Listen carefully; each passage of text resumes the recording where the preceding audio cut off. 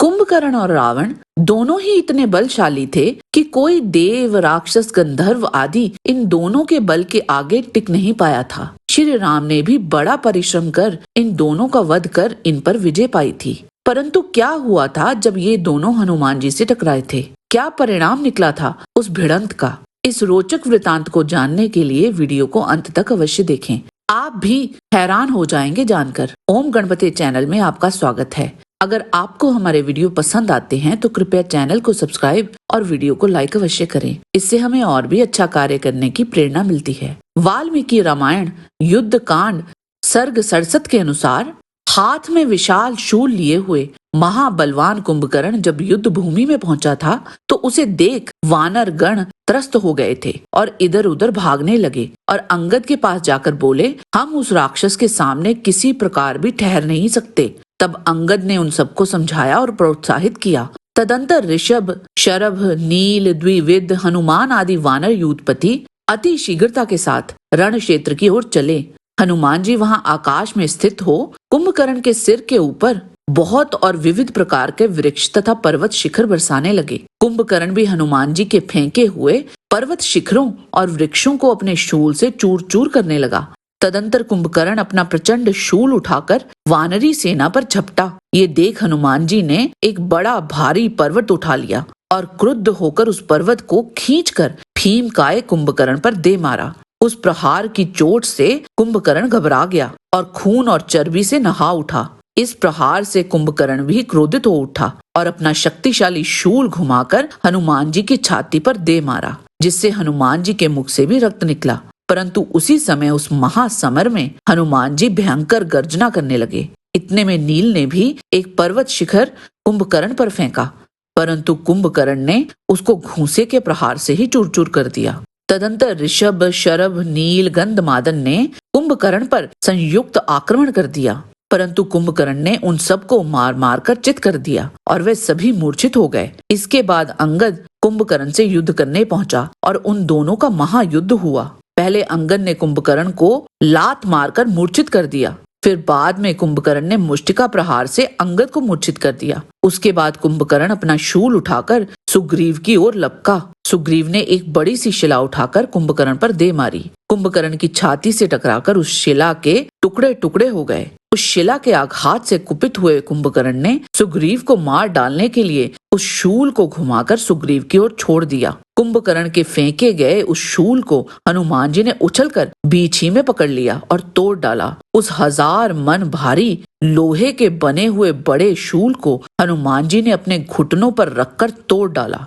जिस शूल की सहायता से कुंभकर्ण ने समस्त देवों, गंधर्वों आदि को पराजित कर दिया था, जिस शूल से उसने लाखों वानरों को मार गिराया था, उसी शूल को हनुमान जी ने पकड़कर तोड़ डाला था। और जब आगे हनुमान जी ने मूर्छित सुग्रीव को कुंभकर्ण द्वारा उठा के ले जाते हुए देखा तो हनुमान जी ने सोचा, क्यों ना मैं पर्वताकार शरीर धारण कर कुंभकर्ण का वध कर दूं। पर तब हनुमान जी ने विचार किया कि यदि मैं सुग्रीव को छुड़ा लूंगा तो ये बात उनको केवल बुरी न लगेगी, किंतु इससे उनको बड़ा कष्ट होगा और उनकी कीर्ति भी सदा के लिए नष्ट हो जाएगी। इसीलिए हनुमान जी ने सुग्रीव को स्वयं ही कुंभकर्ण के बंधन से मुक्त होने का समय दिया। बाद में होश में आते ही सुग्रीव ने अपने आप को छुड़ा भी लिया था। अब बात करते हैं हनुमान जी के साथ रावण की हुई मुठभेड़ों के बारे में। वाल्मीकि रामायण सुंदर कांड सर्ग 48 के अनुसार रावण खुद इंद्रजीत को हनुमान जी के लिए ये शब्द कहता है, कितनी भी बड़ी सेना और कितना भी बड़ा अस्त्र या शस्त्र हो, वो इस वानर का कुछ नहीं बिगाड़ सकता। वायुपुत्र हनुमान की शक्ति और बल की कोई सीमा नहीं है और उनको मार पाना असंभव है। वाल्मीकि रामायण युद्ध कांड सर्ग 59 के अनुसार युद्ध भूमि में एक समय हनुमान जी रावण के रथ पर चढ़ गए और उसे धमकाते हुए बोले, यद्यपि तू देवता, दानव, गंधर्व, यक्ष और राक्षसों के हाथ से ना मारे जाने का वर प्राप्त कर चुका है, तथापि वानरों से तो तुझे अपने मारे जाने का भय तो बना ही हुआ है। इस पर रावण क्रोधित होकर हनुमान जी से बोला, अच्छा तो दिखा अपना पराक्रम। तो हनुमान जी ने उत्तर दिया कि मेरे पराक्रम को जानने के लिए अपने पुत्र अक्षय के मेरे हाथ से मारे जाने का स्मरण कर ले। हनुमान जी के ये कठोर वचन सुनकर रावण ने उनकी छाती पर एक प्रहार किया, जिससे हनुमान जी कुछ क्षण के लिए डगमगाए, पर तुरंत ही हनुमान जी ने अत्यंत कुपित होकर रावण के एक थप्पड़ जड़ दिया। हनुमान जी के उस थप्पड़ के आघात से रावण को बुरी तरह से हिला दिया। इस पर रावण हनुमान जी से बोला, हे वानर, वाह, तू मेरा शत्रु होने पर भी तेरा बल प्रशंसनीय है। रावण के ऐसा कहने पर हनुमान जी उससे बोले, धिक्कार है मेरे बल वीर्य पर, जो तू मेरा थप्पड़ खाकर भी अभी तक जीवित है। मेरी बड़ाई ना कर, आ एक बार फिर तू मेरे ऊपर चोट कर। ये वचन सुनकर रावण को बड़ा क्रोध आया और उसने पुनः हनुमान जी की छाती पर एक घूंसा मारा और हनुमान जी उस प्रहार से बार बार हिलने लगे।